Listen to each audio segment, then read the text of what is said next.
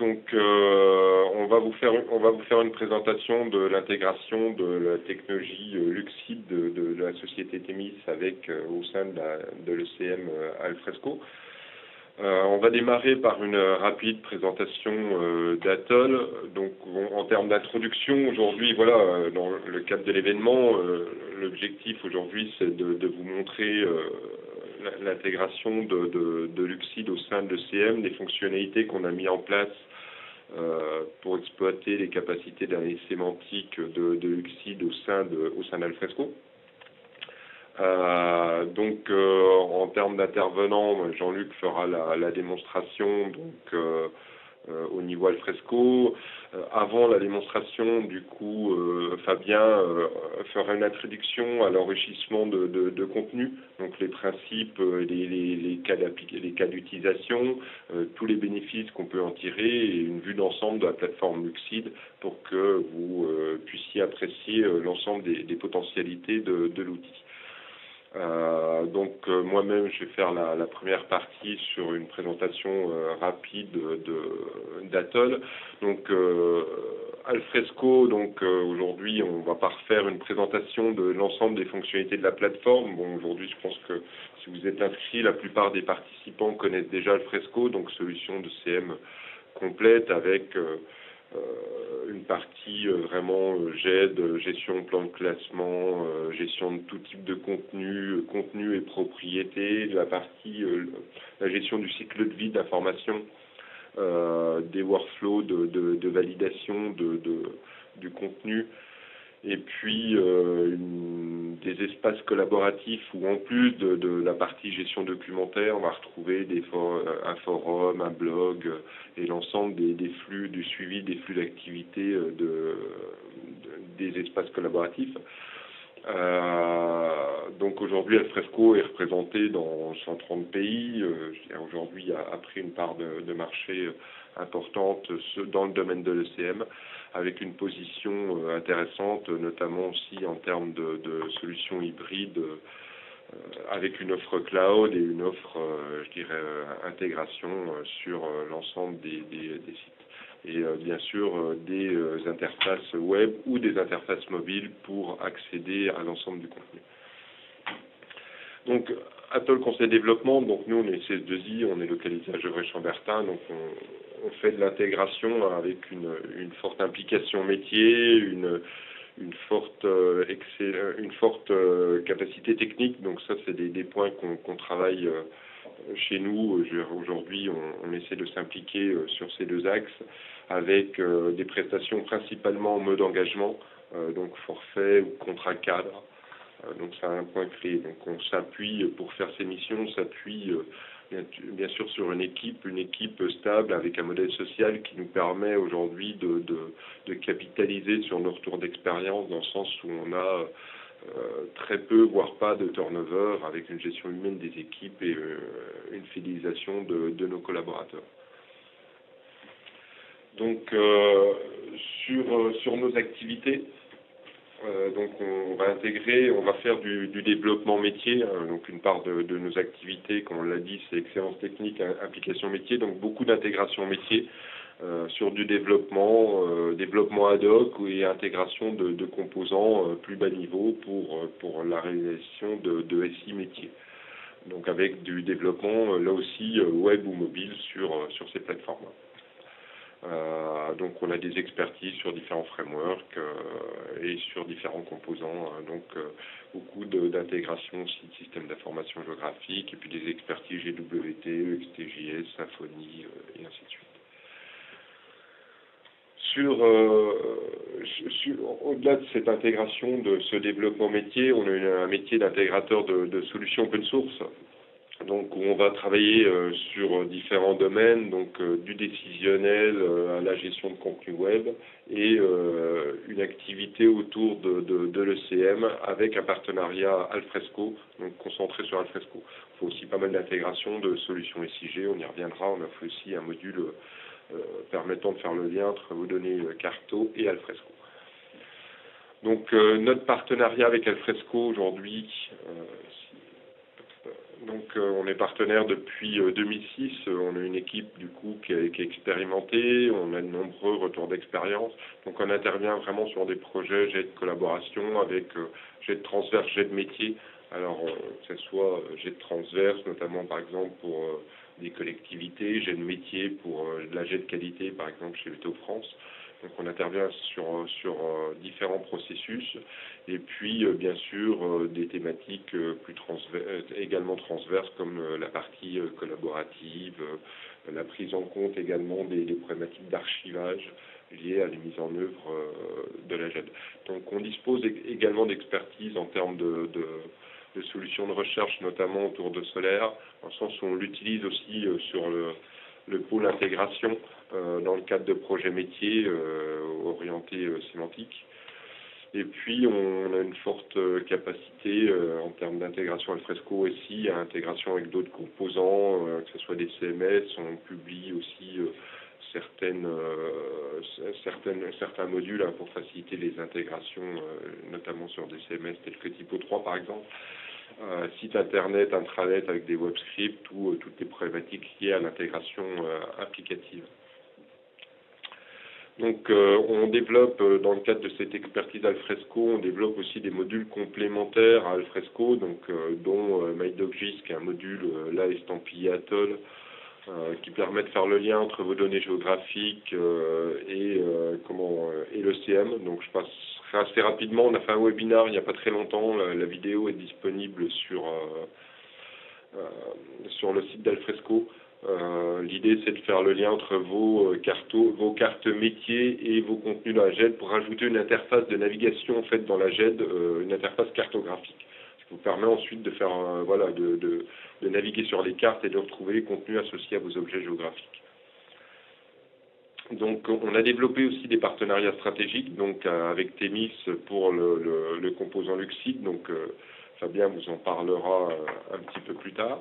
Et puis on travaille aussi avec Componize, donc une société française également qui développe une solution de gestion de documentation modulaire. Donc plutôt que de gérer au document, on va gérer au chapitre. On va pouvoir ensuite diffuser le document sous différents formats, HTML et autres. Donc la documentation en ligne d'Alfresco par exemple est faite avec ce type d'outils. Et nous on a une documentation en français qu'on réalise aussi avec Componize, qu'on met à disposition de nos clients. Donc autour d'Alfresco, on a pas mal de références, donc on intervient sur différents domaines, donc les collectivités, des ministères, des entreprises privées également, donc vraiment un peu tout secteur d'activité. C'est vrai qu'aujourd'hui nos clients viennent nous chercher pour notre expertise technique et dans certains contextes nos retours d'expérience métier au niveau des collectivités, notamment et puis sur d'autres domaines également, puisqu'on a intervenu sur d'autres thématiques, notamment dans les banques ou dans l'industrie.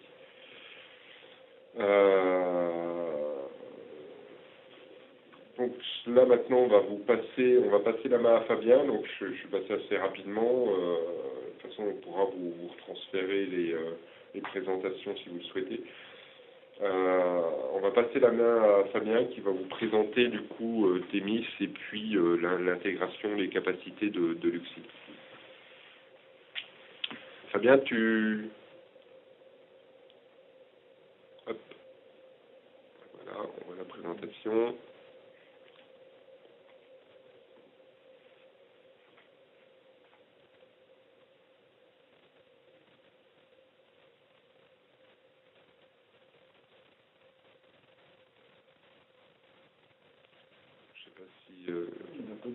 Fabien, on t'entend pas.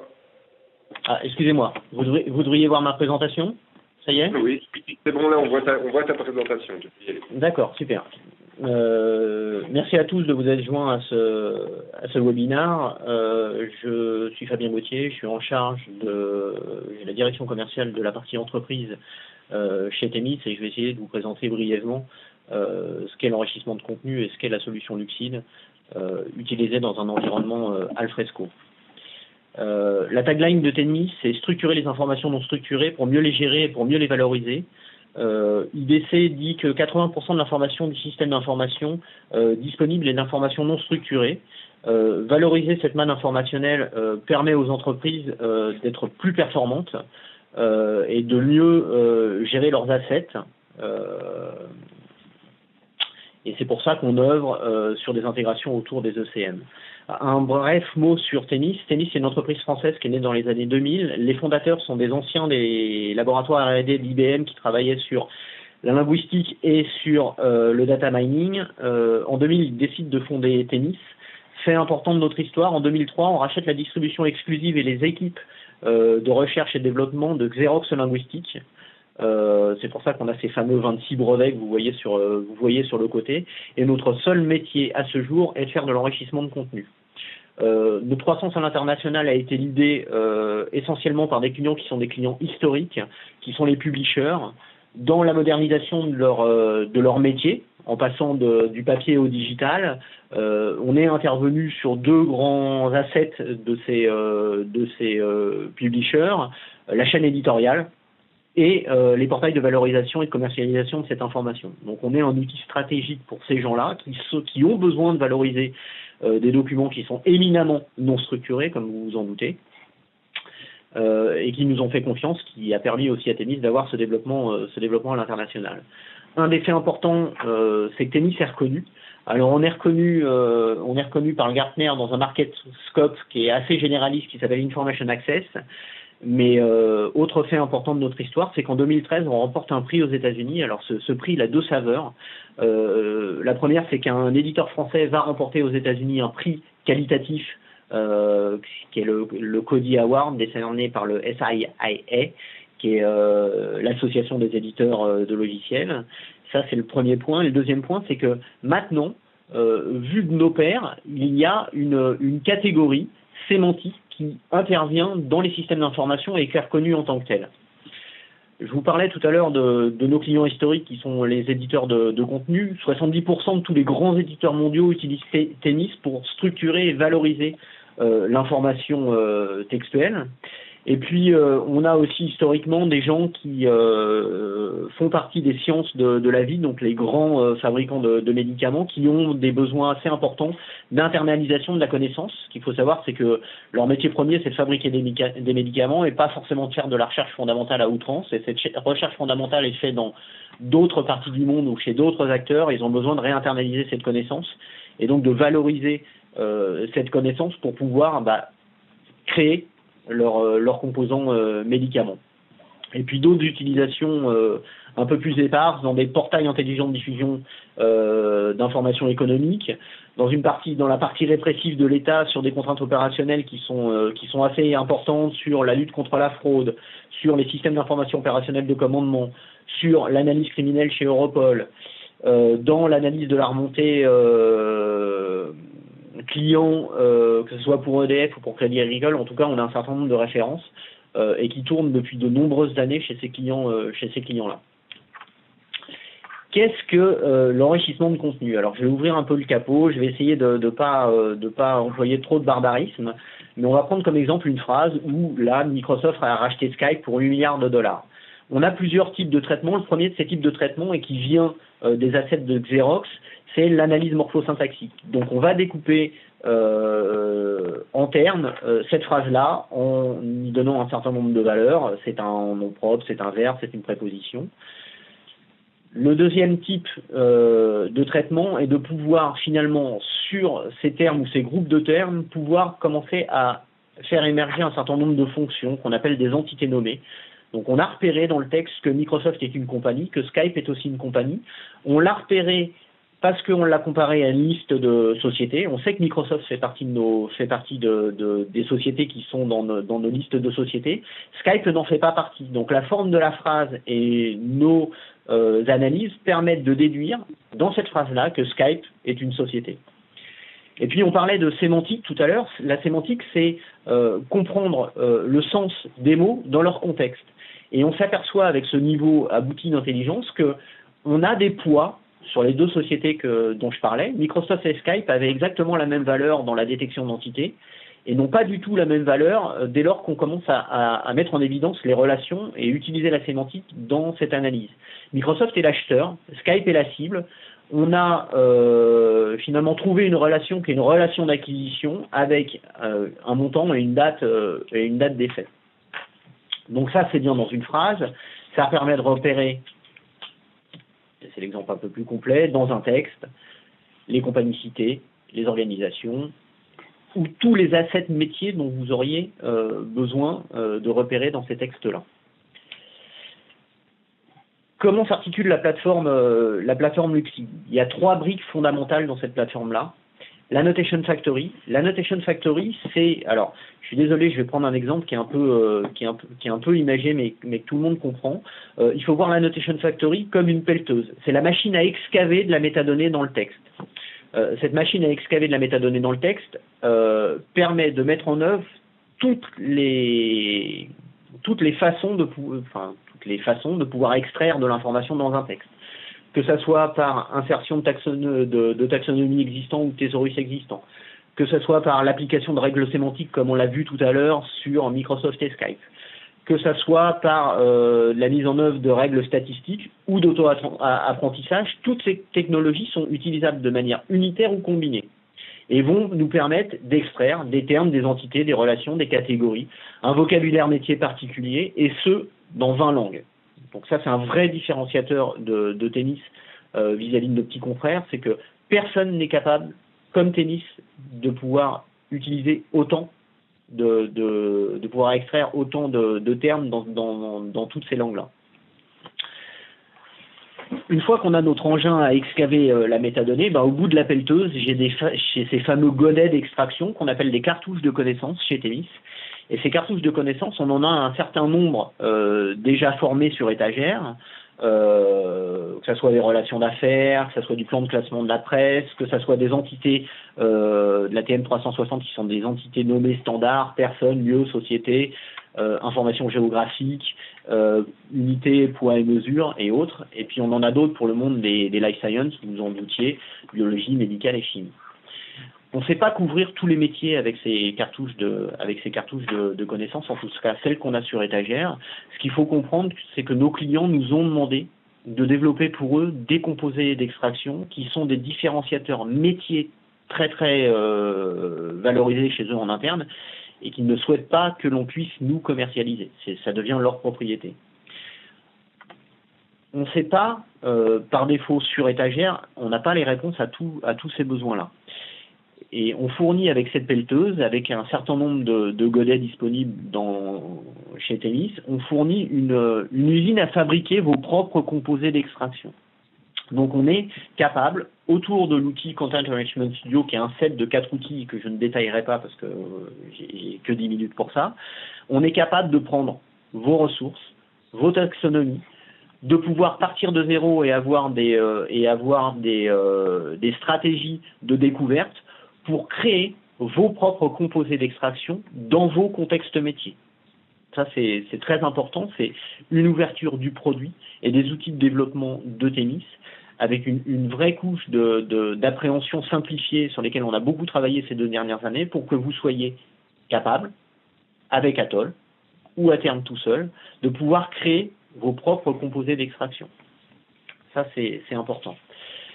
Si je dois faire un diagramme d'utilisation de Luxid dans une chaîne fonctionnelle incluant Alfresco, c'est une architecture orientée service.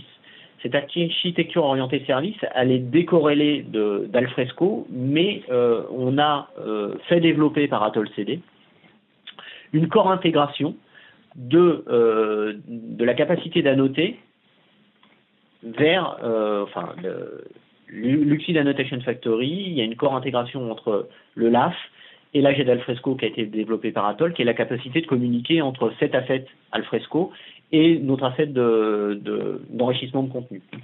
Quand un document rentre dans la GED, on va soumettre ce document à Luxid Annotation Factory et on va renvoyer dans la structure même de la GED Alfresco, dans les aspects ou dans les catégories, ces fameuses métadonnées qui deviennent finalement propriété du document hébergé dans la GED même. Une des utilisations, qui est généralement la plus visible, et tout à l'heure Jean-Philippe parlait de Solaire, c'est l'utilisation de ces métadonnées avec l'indexation, enfin par l'indexation d'un moteur de recherche. Ça va vous permettre de pouvoir avoir sur votre moteur de recherche des facettes de navigation en contexte directement issues de la structuration métier qu'on aura pu opérer sur vos documents. Ça vous donne des portails intelligents. Ça vous permet de créer depuis ce moteur de recherche ce qu'on appelle des search-based applications, des applications intelligentes depuis un index de moteur de recherche. Et ça vous permet surtout d'avoir une recherche performante et pertinente en fonction de chacun des contextes métiers des utilisateurs qui vont se connecter sur ces interfaces de recherche. Ça, c'est un premier mode d'utilisation.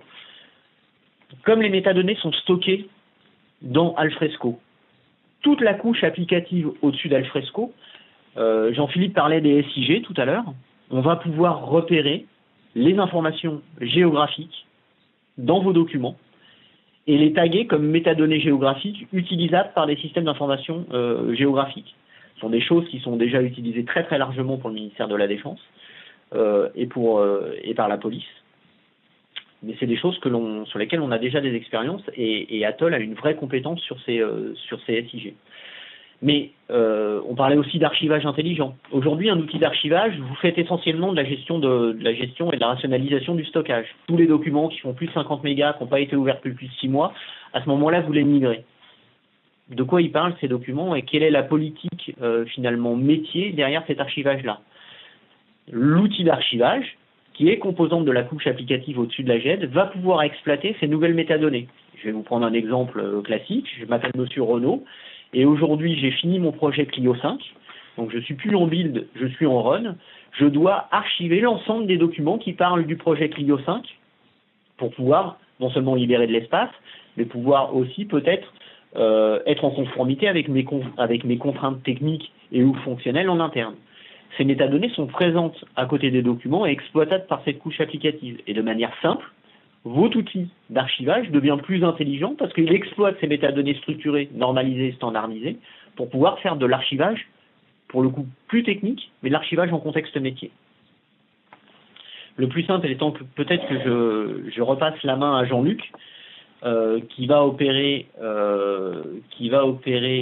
la démonstration. Alors, je vais juste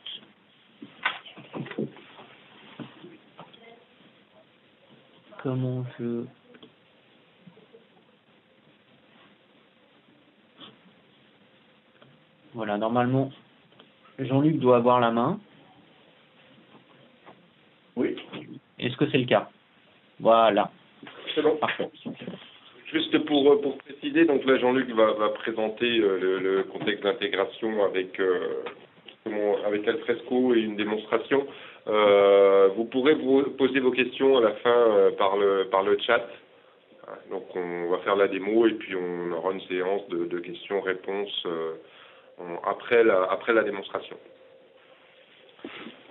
Ok, donc juste deux, trois slides là pour resituer l'intégration Lucide pour Alfresco. Le concept le plus important qui a été utilisé, le concept Alfresco qui a été utilisé principalement est l'aspect, sont les aspects, c'est les aspects. Alfresco intègre un modèle qui est flexible et extensible à l'aide de deux notions, la notion de type de contenu. On peut déclarer autant de types de contenu que définir autant de types de contenu qu'on veut. Ces types, on pourrait être un type rapport, un type contrat, un type email, un type délibération. Et ces types sont la nature intrinsèque du document. Le type de contenu va persister tout le long de la vie du document. Un rapport va être typé en tant que rapport et restera rapport tout le long jusqu'à sa destruction. Un aspect, c'est aussi la possibilité d'étendre le modèle de contenu d'un document, mais on va pouvoir appliquer un aspect sur un document et l'enlever. Les deux notions type de contenu ou aspect ont pour capacité à étendre le modèle des données, c'est-à-dire définir des propriétés, des métadonnées sur les documents. Là, par exemple, sur un aspect client, on va rajouter en métadonnées, en propriétés, nom client, numéro client, contact et statut. Pour notre intégration, notre couplage Alfresco et Luxid, on a utilisé cette notion d'aspect, aspects qui sont créés dynamiquement lors de l'appel au web service d'annotation, le Luxid Factory. Donc, je vais vous montrer tout ça. Ces aspects, bien évidemment, on les exploite après de façon dynamique. Ils sont appliqués dynamiquement et ensuite les formulaires d'édition des propriétés, de recherche et autres vont dynamiquement s'adapter aux aspects qui ont été rajoutés par la notation Luxid. Donc là, je vais passer en mode démo.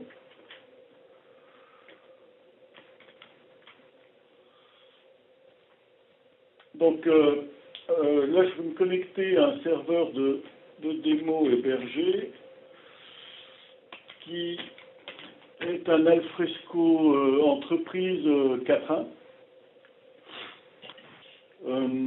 Donc, sur ma démonstration, déjà, je vais vous faire une présentation rapide d'Alfresco, un panorama des fonctions principales d'Alfresco Share, l'application Alfresco Share. Et ensuite, je vous présenterai les différentes fonctions ajoutées du couplage Luxid et Alfresco.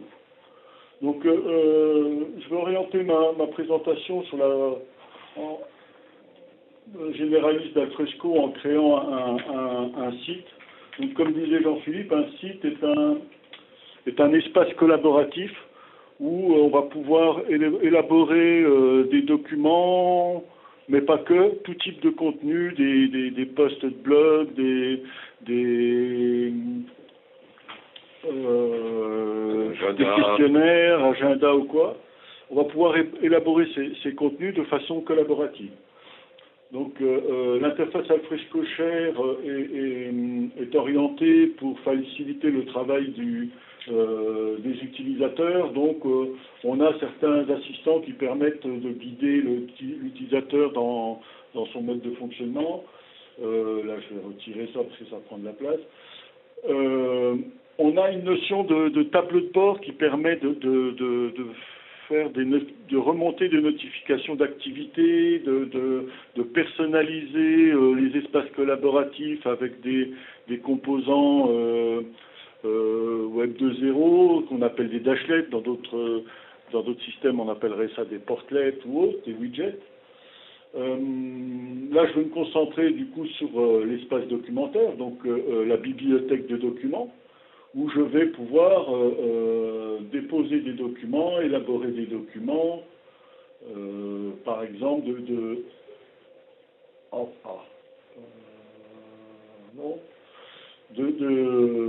comment dire, en faisant un drag and drop de fichiers de mon disque en local sur le serveur Alfresco. Ces documents sont ajoutés dans l'entrepôt Alfresco. On va pouvoir, lorsqu'on rentre sur le détail d'un document, prévisualiser le document, lancer tout un ensemble d'actions sur ce document, comme le mettre à jour, l'éditer hors ligne, l'éditer en ligne sur certains types de documents, le copier, le déplacer, ainsi de suite. Le taguer, rajouter des étiquettes, le partager, envoyer un lien à un collègue pour qu'il prenne connaissance du document, synchroniser le document avec le cloud. Ça pourrait faire l'objet d'un webinaire particulier. Alfresco est un ECM hybride. Gérer les droits d'accès, lancer des workflows, consulter le versionning, ainsi de suite. Nous, ce qui va... Je vais mettre l'accent sur la partie métadonnées. Donc, un contenu dans Alfresco, c'est le document lui-même, plus des métadonnées associées. Par défaut, là, vous visualisez les métadonnées par défaut, donc le nom du document, un titre, une description,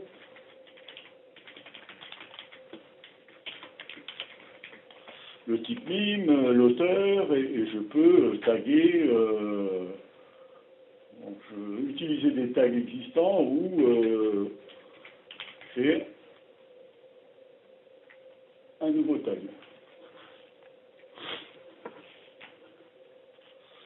Ces métadonnées, je vous ai dit, c'est un modèle extensible, donc je vais pouvoir étendre mon jeu de métadonnées et par exemple étendre le modèle de métadonnées au modèle du Blincor. Et là, dynamiquement, le formulaire de visualisation, de consultation des métadonnées s'est adapté. Le formulaire de saisie de ces métadonnées est disponible. Le petit étoile, là, veut dire qu'elles sont propriétaires. Donc, du coup, bon, je ne vais pas les saisir pour aller plus vite. Ce document a été, lorsqu'il a été déposé dans l'entrepôt, ce document a été automatiquement indexé dans le moteur de recherche, indexé sur son contenu full text et sur ses métadonnées.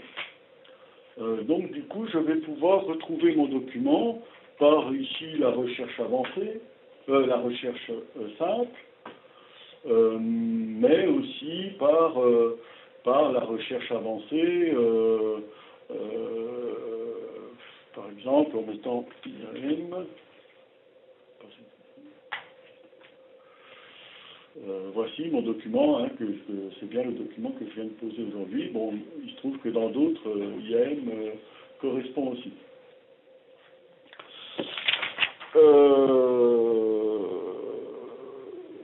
Donc, bon, Alfresco, donc, premier cas d'utilisation des sites collaboratifs. Deuxième cas d'utilisation, l'aspect plus GED, gestion documentaire, entre guillemets, pure et dure, que l'on va utiliser pour de l'archivage intermédiaire, que l'on va utiliser sur une GED qualité ou quoi, où là, on va travailler avec des entrepôts où du coup, on retrouve la même bibliothèque documentaire, la même interface, mais on est plus dans un aspect navigation dans l'arborescence, plan de classement bien défini, règles de gestion,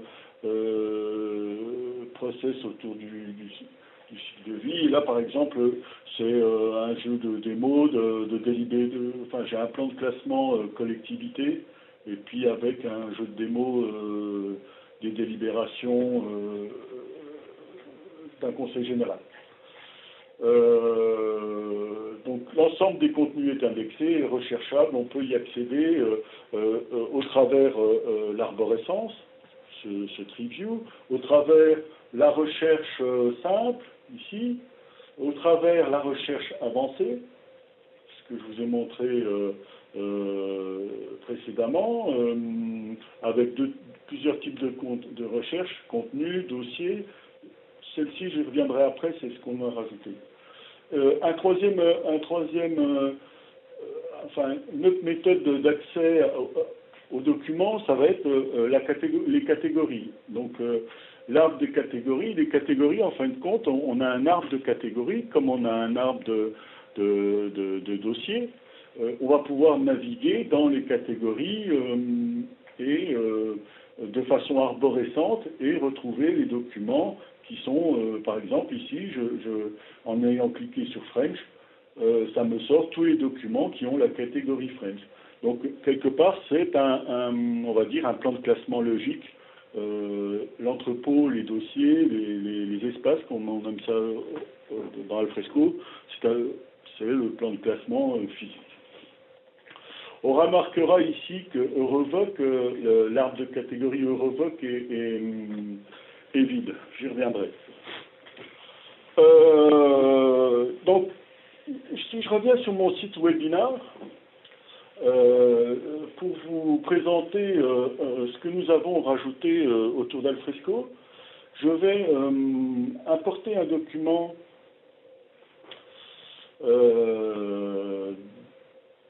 dans Alfresco, un document qui est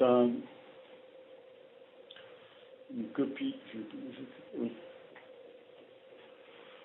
qui est une copie une copie PDF d'un article du monde.fr que j'ai récupéré ce matin.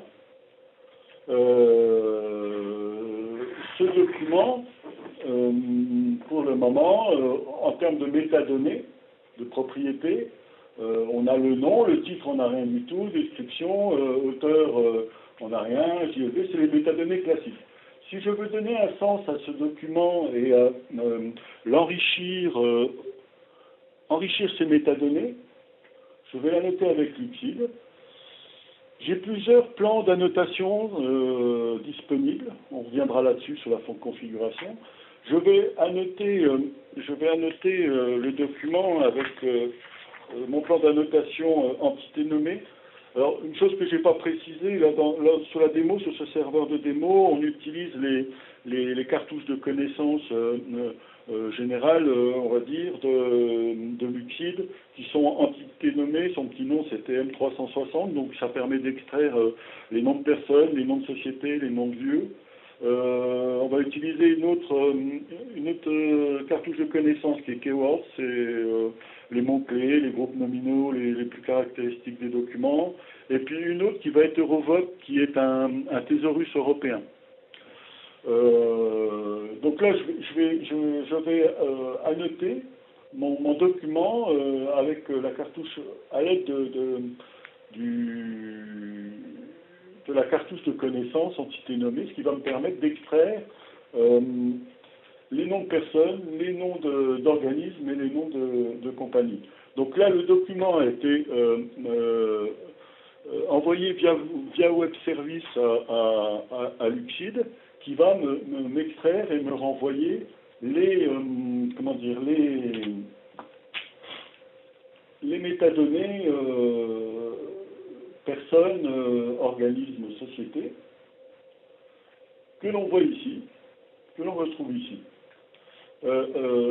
Donc, ce qui s'est passé, dynamiquement, un aspect a été appliqué. Dynamiquement, les métadonnées ont été remplies automatiquement. Le formulaire de modification des propriétés est adapté avec un composant qui permet la saisie de métadonnées multivaluées qui sont personnes, compagnies, organisations.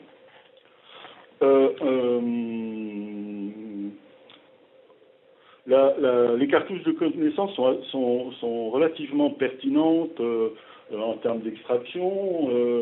Bon, il se peut que pour des raisons X ou Y, que ça fasse trop de bruit, que l'on souhaite, ou autre, hein, et en tout cas que l'on souhaite modifier la notation automatique. Donc on va pouvoir soit modifier, éditer la valeur, soit la supprimer, soit rajouter une autre valeur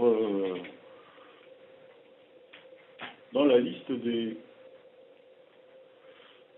Ça n'a pas disparu, hein, c'est parce que juste je suis passé sur la pagination. À partir de là, on va pouvoir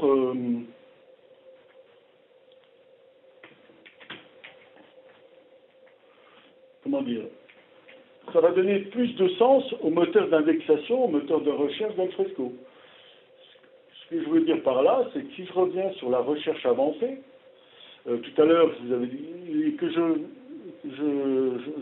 vais sur la recherche contenu annoté, c'est une recherche avancée que l'on a rajoutée. Si je cherche ici, dans l'entité nommée la compagnie Théo Pharma,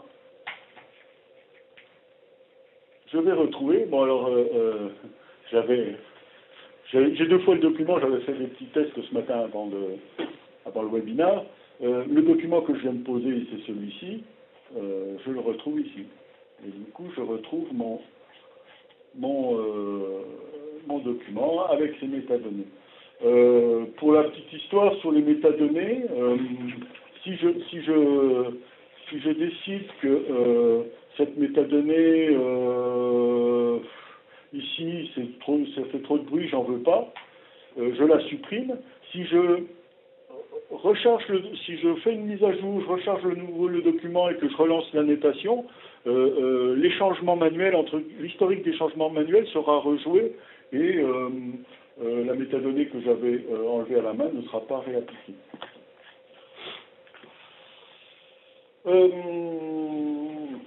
La configuration. Alors, par rapport, avant d'attaquer la partie configuration, on a, du coup, pour annoter les documents, on a la possibilité, on a vu ici, on a rajouté l'action annoter Lucide, on a rajouté l'action annoter avec Lucide aussi sur la fenêtre de détail. On a rajouté l'action alors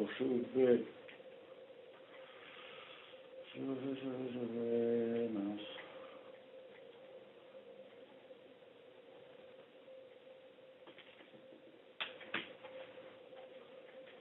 J'ajoute 16 fichiers par drag and drop.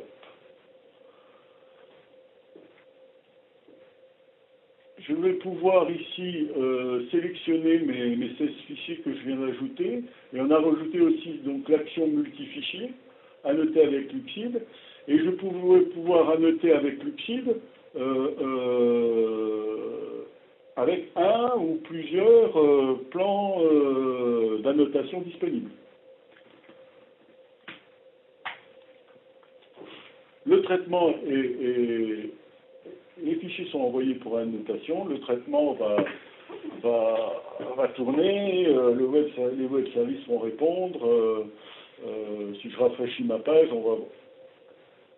on va constater que les documents, lorsqu'ils sont envoyés en annotation, sont verrouillés pour pas qu'il y ait de conflit. Voilà. Qu'est-ce que l'on a rajouté? On a rajouté, je le montrerai plus tard peut-être, la possibilité aussi d'automatiser ces fonctions d'annotation par l'intermédiaire des règles de gestion. Alfresco a une notion de règles de gestion, c'est des sortes de triggers par rapport à Oracle. On va pouvoir créer des règles de gestion, automatiser des fonctions. Ce que je vais faire vite fait, donc une annotation sur un événement quand les principaux événements c'est création, modification, suppression ou déplacement. On peut mettre un critère sur les documents par rapport à une date, par rapport à un créateur ou quoi que ce soit. Et puis, on va pouvoir, du coup, nous, on a rajouté la possibilité de lancer l'adoption d'annotation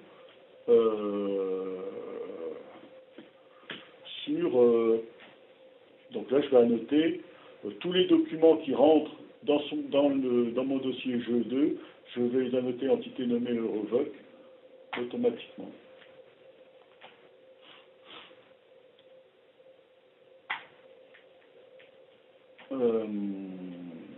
Voilà, du coup je vais charger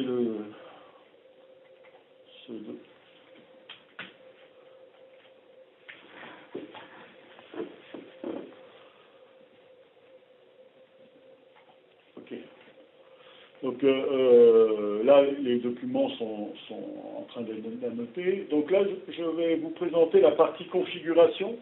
Donc, on a rajouté les fonctionnalités de configuration, donc 3 entrées de menu principal. La première, c'est la possibilité, donc on est dans une architecture orientée web, hein, donc cette cet écran permet de configurer l'accès au serveur Lucid, qui peut être soit en interne dans son infrastructure ici, soit hébergé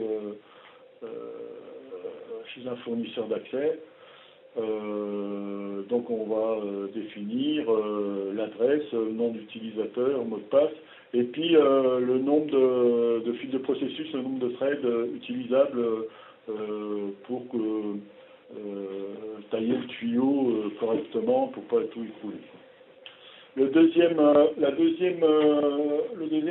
écran de configuration, alors c'est cet écran qu'on va utiliser pour définir dynamiquement, définir automatiquement un nouvel aspect d'annotation, un nouvel aspect Lucid.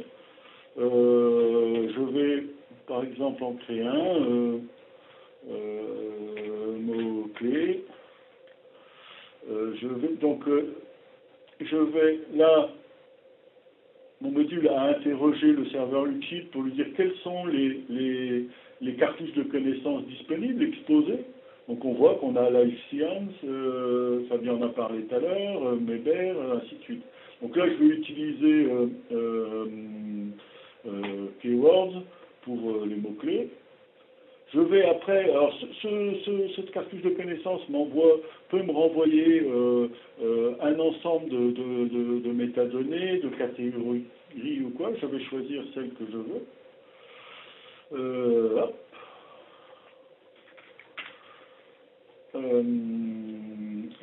Dans mon définition, je peux donner le type, soit du texte, soit de la catégorie. On y reviendra. Et puis, on peut configurer aussi par rapport, comment dire, il faut qu'il y ait au minimum 4 occurrences de la valeur du mot pour que je considère que c'est pertinent et que je l'inscrive. Et puis, je vais rajouter une annotation, un plan d'annotation sur les lieux. Donc, la possibilité de renvoyer, là, ce que je vais démontrer, c'est la possibilité de renvoyer des catégories. Donc, je sais que cette cartouche-là me renvoyer une catégorie donc dans un arbre donné de lieux. Donc là, le lieu, ça va être Europe, France, continent, pays, région, jusqu'à la commune. Ça s'appelle location. Et là, du coup, je fais le mapping, je fais l'association avec mon arbre de catégorie Alfresco, et je peux lui dire, crée-moi l'arborescence, oui ou non. Voilà. Donc là, j'ai créé deux plans d'annotation, lieu et mots-clés. Lieu étant de type catégorie, et puis mots-clés étant de type texte. Tout à l'heure, Eurovoc, on avait vu ce thésaurus européen. On avait vu qu'il était... on avait vu l'arbre de catégorie était vide, et tout à l'heure, je ne sais pas si vous avez fait attention, j'ai annoté avec Eurovoc. Donc, le plan d'annotation me renvoie une valeur de catégorie que je sais associer dans l'arbre de catégorie Alfresco, ce qui va nous permettre si je reviens dans mon site, ici d'avoir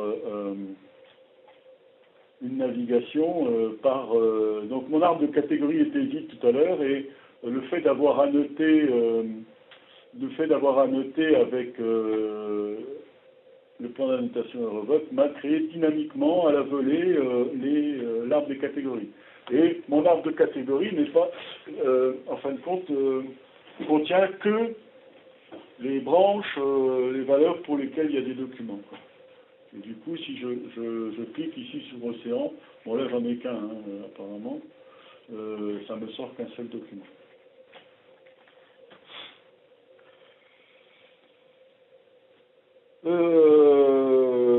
Le dernier point du menu, le dernier point que l'on a rajouté pour la configuration, c'est la possibilité de programmer la nuit ou à un autre moment donné, de créer une tâche d'annotation.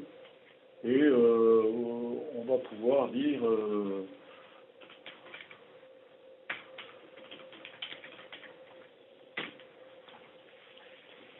là je sélectionne le dossier qui va être annoté avec entité nommée Eurovoc, une tâche planifiée qui débutera ce soir à 22h et qui sera répétée, alors ça oui, là on a été peut-être pas toutes les secondes, mais qui sera répétée tous les jours et que je peux activer et désactiver.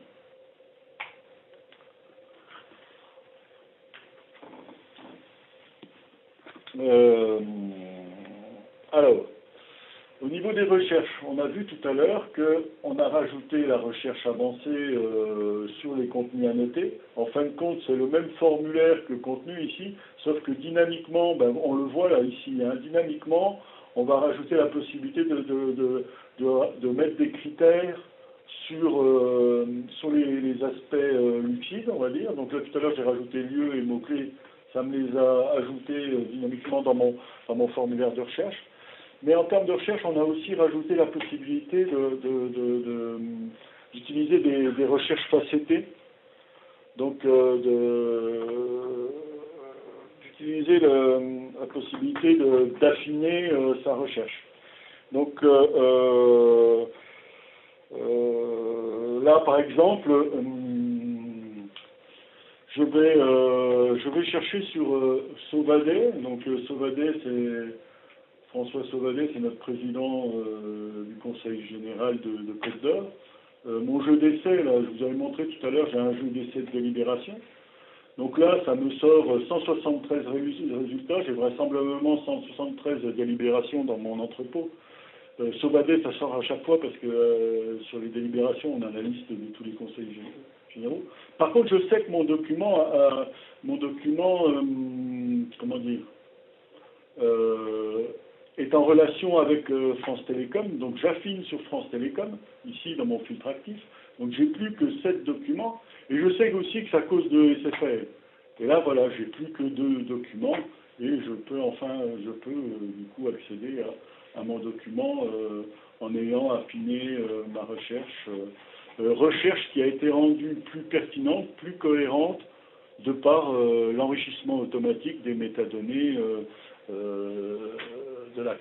des métadonnées au travers la cartouche. Et c'est là qu'on voit bien la complémentarité, dans le sens où ce type de métadonnées sont difficilement renseignables par des utilisateurs, dans le sens où on va avoir beaucoup de valeurs à extraire potentiellement du texte. Ça apporte beaucoup ça ajoute justement de la valeur pour la recherche, sur lequel on peut s'appuyer aussi potentiellement pour déclencher des processus. Hein. Ces métadonnées peuvent servir au processus métier. Par contre, on voit bien qu'à un moment, un utilisateur ne renseignerait pas à la main l'ensemble de ces informations. Donc là, c'est l'analyse sémantique qui permet d'enrichir le contenu. C'est également un intérêt important sur la cohérence de l'indexation, dans le sens où deux utilisateurs vont parfois indexer le contenu différemment. Là, c'est Luxit qui indexe, donc via les algorithmes et autres, il va toujours indexer de la même façon un même contenu, quoi. Donc là, on a une pertinence et différents contenus seront indexés selon la même logique. Donc voilà, on va avoir une cohérence aussi, une indexation, une catégorisation plus profonde, et puis plus de cohérence dans l'indexation sur ces thématiques transverses métiers. Ok, alors en termes de démo, j'en ai fini là, le temps nous oblige de terminer. Alors, les aspects dynamiques créés du coup permettent d'exploiter l'ensemble des fonctionnalités Alfresco, et on pourrait par exemple imaginer démarrer des workflows lorsque certaines métadonnées ont été enrichies par Luxit, donc automatiser aussi certains traitement sur les documents, alerter, notifier, assigner des tâches en fonction de valeur. Voilà, donc j'en finis avec la démo. Est-ce qu'il y a des questions? Donc vous pouvez poser via l'outil de chat.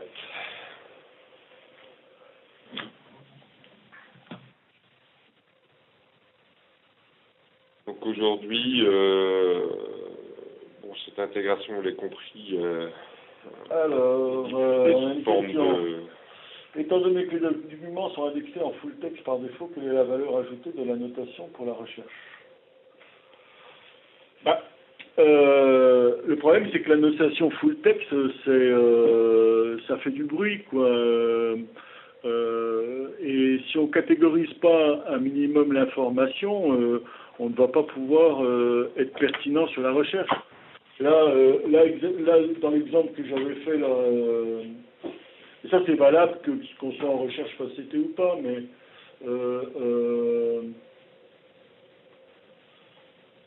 là, si je recherche vigne, les résultats, là, les 9 résultats, ils sortent parce que le terme vigne est présent soit dans une métadonnée, soit dans le full text.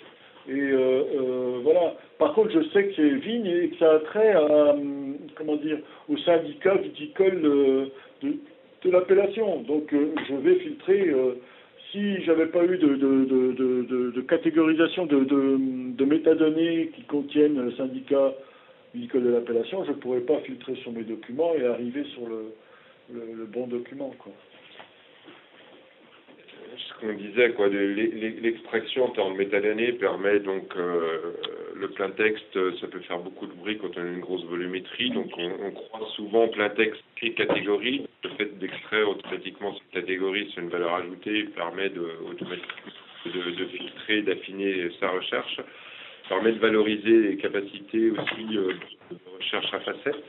Pour avoir des facettes, il faut avoir une catégorisation des index en termes de métadonnées. Et puis, comme l'a dit Jean-Luc, du coup, on peut aussi s'appuyer sur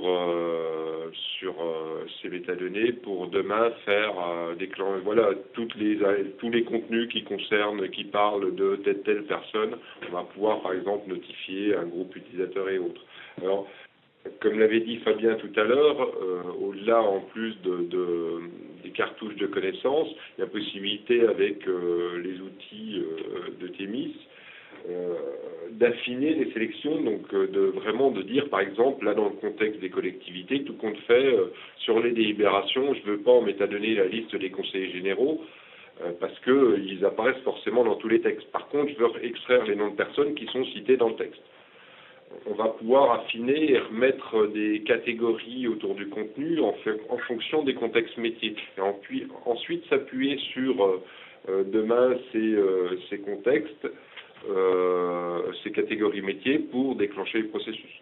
On parlait par exemple de dossiers de consultation d'entreprise ou pourquoi pas demain d'extraire les noms d'organisation automatiquement d'un dossier de consultation et de pouvoir retrouver toutes les consultations faites par telle ou telle entreprise.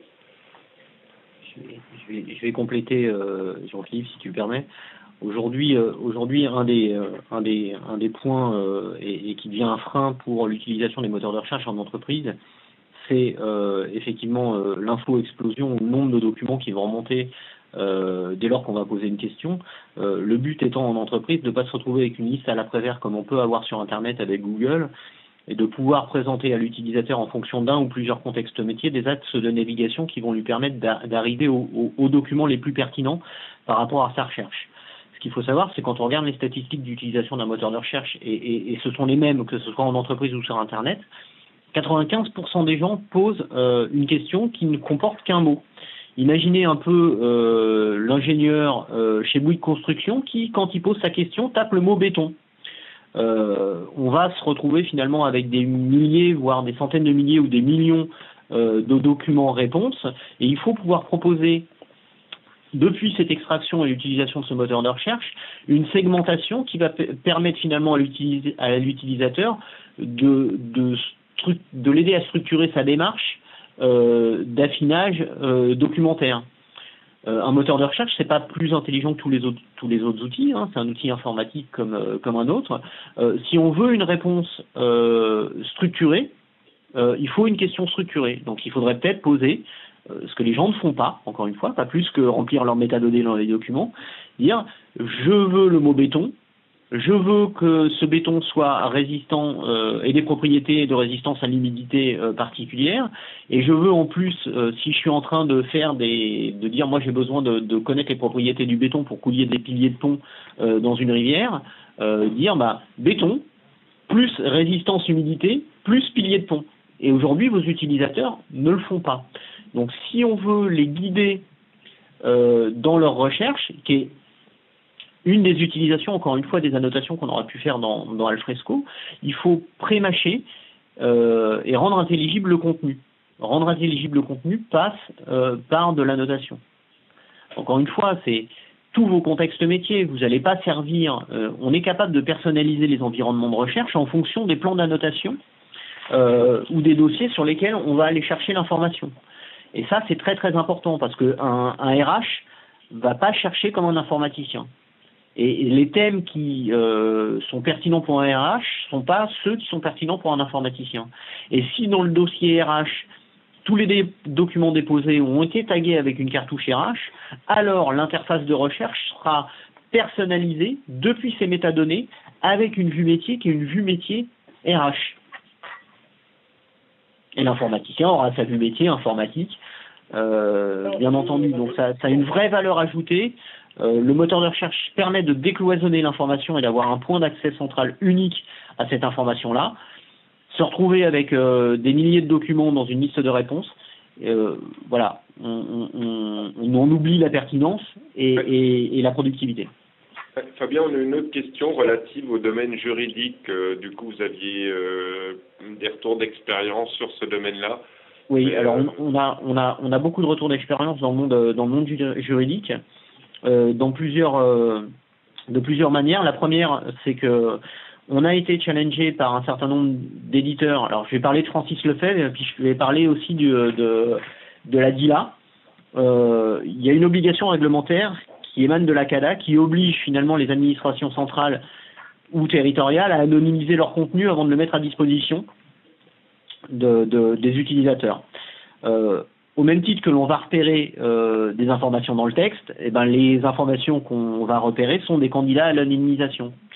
Donc dans les documents, dans ce qu'on fait aux éditions Francis Lefebvre ou dans ce qu'on fait à la DILA, c'est pouvoir extraire et anonymiser le nom des personnes citées dans la jurisprudence et ne pas anonymiser le nom des personnes citées qui font partie de la Cour.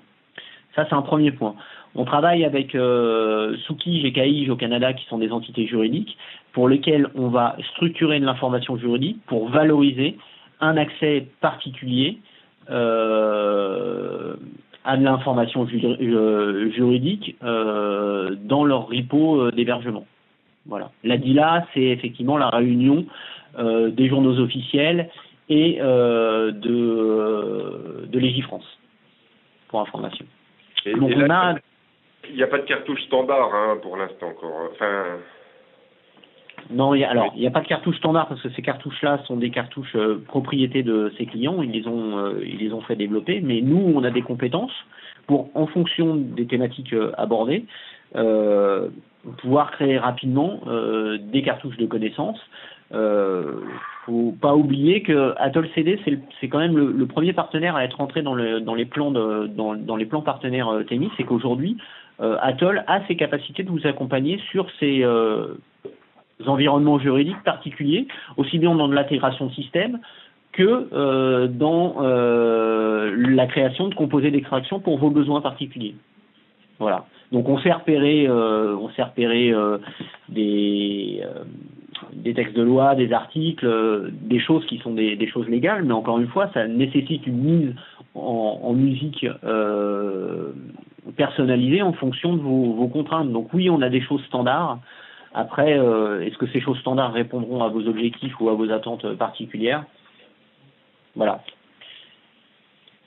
On avait une autre question par rapport à, le temps nous c'est un petit peu compté, donc on pourra de toute façon contacter les personnes pour répondre à leurs questions. Il y avait une question sur l'intégration de Luxid avec d'autres outils de GED. Donc la solution Luxid est également disponible pour d'autres outils, hein, alors les périmètres d'intégration peuvent être différents. Quoi. On a fait en sorte d'avoir une cohérence fonctionnelle quelle que soit la GED avec laquelle on s'intègre. Encore une fois, c'est une architecture orientée web service, donc quelle que soit l'application, aussi tant est que cette core intégration soit développée, ou que vous souhaitiez la faire développer, nous on sait s'interconnecter avec n'importe quelle application. Donc il y avait des questions un petit peu sur les tarifs pour l'intégration et puis le prix d'une cartouche, le prix de création d'une cartouche métier. Alors, on avait des exemples. Donc en termes d'intégration, ça va être assez dépendant avant justement du nombre d'entrepôts que vous voulez adresser. Alors non, c'est encore une fois sur les intégrations, je vais laisser répondre Atoll parce que les intégrations qui sont faites avec Alfresco, c'est simple, la core intégration disponible entre Alfresco et Themis, on l'a fait réaliser par Atoll. Donc les gens qui maîtrisent ces intégrations là, c'est Atoll, et ils ont fait en sorte de simplifier à outrance les interconnexions entre les différents entrepôts et le web service d'annotation. Donc ce que Jean-Luc a démontré ce matin et ce qu'il maîtrise parfaitement, retournez-vous vers Atoll. Moi j'ai pas de capacité à intégrer cette solution dans la question c'était plus demain pour une nouvelle cartouche métier. Alors demain pour une nouvelle cartouche métier, il faut qu'on travaille avec vous et Atoll pour voir quelles sont vos doléances derrière. Une cartouche métier, ça peut être 10 jours comme ça peut être 50 jours. Tout dépend de ce que vous voulez voir extrait, de la profondeur des relations, de la nature de ces relations-là.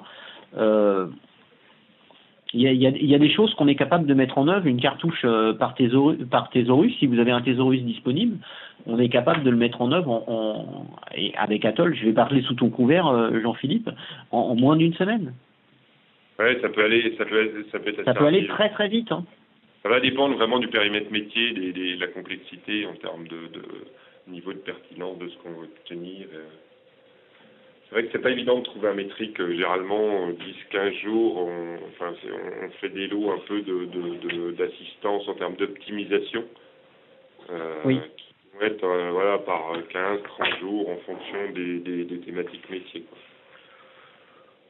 Écoutez, le temps passe, on a déjà débordé, on est un peu en retard. Donc je vous propose on a listé les questions et puis on pourra revenir vers vous pour vous par mail pour vous préciser des éléments au besoin. Je vous remercie de votre participation et puis n'hésitez pas à nous recontacter si vous souhaitez plus d'informations. Donc vous